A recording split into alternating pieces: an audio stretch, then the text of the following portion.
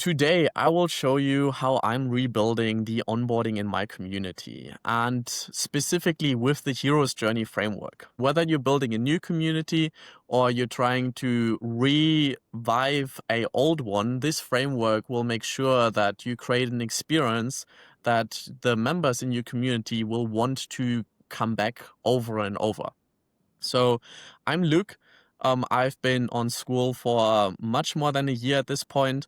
I've worked as the admin of Synthesizer, and I helped Aiden LeBrash with the delivery on synthesizer scaling. I hosted Goose at my place. I actually won this little pin by beating him at Smash Ultimate. So if you ever meet him and you tell him about this, he may give you something like that as well. And I also just networked with a lot of schoolers, including Max Pearson, Calvin Hollywood, Ryan Duncan, Matthew Thompson, Evelyn Weiss. And something that I always like to do is take notes and learn from the best people playing the current game of Community. And with Ryan Duncan, I even created a video on how to make the whole community aspect fun. And we went deep into onboarding. And I felt like it was time to update this because I learned a lot more since then. So that's why we're going to cover in this video specifically the community themes that you can use to make your community more fun and engaging, a gamified onboarding system to boost engagement, and the specific hero journey that I was teasing at the beginning. And I'm showing you exactly where I'm at and how I'm thinking about creating the first module in the classroom, because I have been not doing that for the past because I just wanted to focus on engaging the community. And now I feel like I have the information to create something really special. To select different themes, I think the best way to think about it is inside jokes, because that means we are inside the community and there is an outside. And this is something that I learned from Goose while we were literally outside here, just playing around with some wizardry and some bows and arrows and some swords.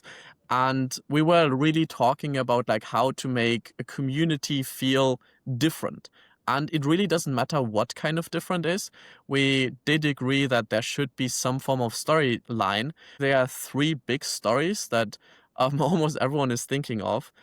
Maybe you can even guess them, but they are The Lord of the Rings, Harry Potter, and Star Wars. So I personally chose Star Wars because my sister is called Leia.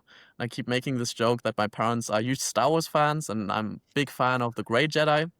And that's why I'm kind of theming my community around that.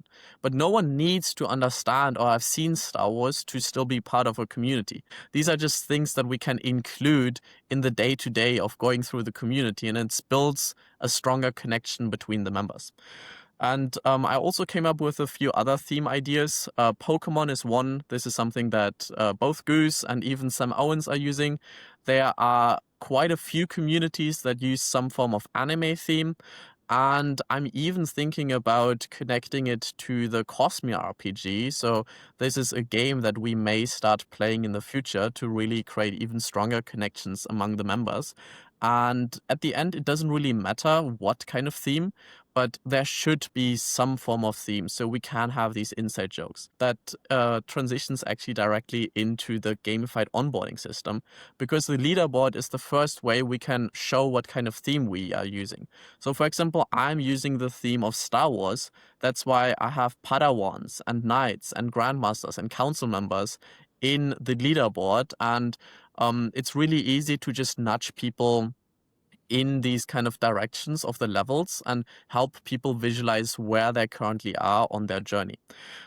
Then the second aspect is getting people on the calendar or on the specific calls. And the way that I tend to do this is on the day before, I'm always posting some form of post to let people know today is a call. And please add this to your calendar. And then I'm mentioning the top 10 people on the leaderboard. So this way they all get a notification and they are actually showing up to the call, because not everyone is always checking their calendar in that sense. So having that additional nudge and being oh, I'm interested in that topic, therefore I'm going to show up.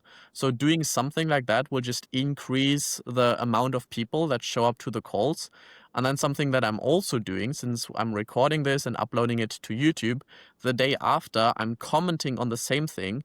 I'm mentioning all the people that have joined the community over the last week, and I tell them to watch the video and let them know that they can also join the call. The second aspect is just generally getting them to level up. So the best way to do that is just starting with the chats, then letting them comment somewhere, and then pushing them towards the classroom. So this is something that I haven't done myself. So far, I have this welcome to the game, just start here, introduce yourself, then reply to other people, and then enjoy. So I'm going to rework this to the point where it's much simpler. And I just want people to comment some level of commitment so I can focus them on the next step, which would be the classroom. And then from the classroom, it's all about the introduction. And this is where the hero's journey comes in. And this is the thing that I am currently designing. So to give a little bit more context around the hero's journey, this comes from Joseph Campbell. He is known for having influenced both Star Wars as well as Lord of the Rings. And this is a storytelling framework that probably most of our favorite stories are relying on, because it starts with a call to adventure.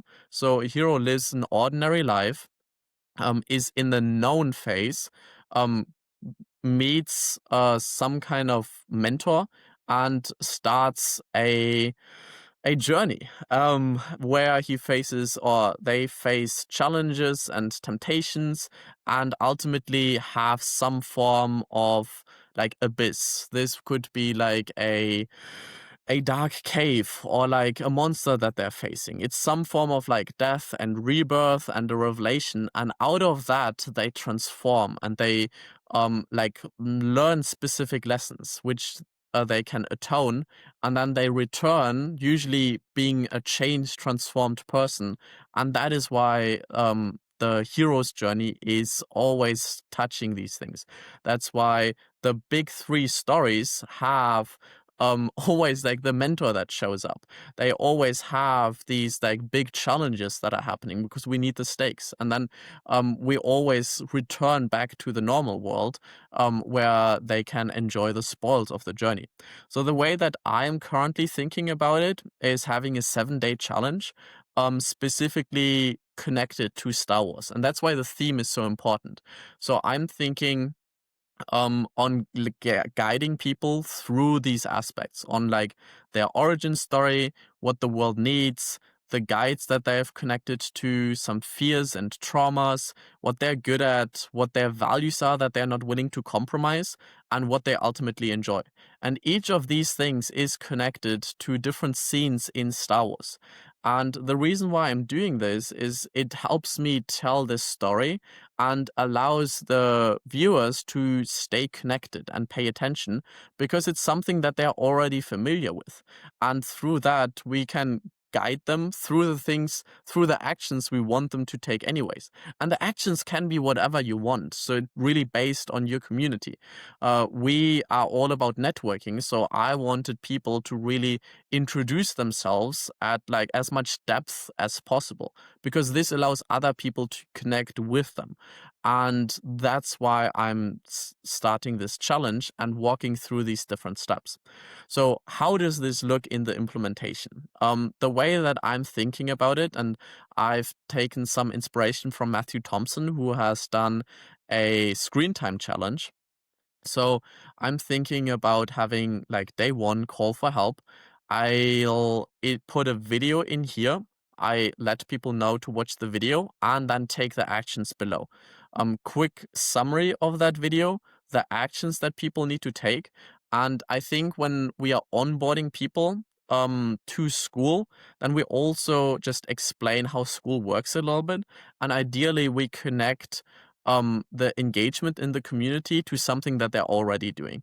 So this can be networking. This can be um, taking care of your health or your wealth or relationship, and saying like these are habits that will help you throughout your whole life. And by scheduling them in your calendar and connecting that to the community space allows us to make sure that the people are returning to our community, because they know, oh, when I'm doing this specific task, then I can do that in the community, which makes it much more fun and engaging. And from there, I just go through these different days that I've mapped out up here. And then the next steps are just a monthly challenge. So, this is how I'm currently thinking about the networking. Depending on when you join the community, this may already look different, but I really wanted to share the current work in progress. And then at the end, I'll also share the result. So, this way we see not just the polished product, but also the messy middle. So, I hope this is helpful, and I'm seeing you in the community. Enjoy.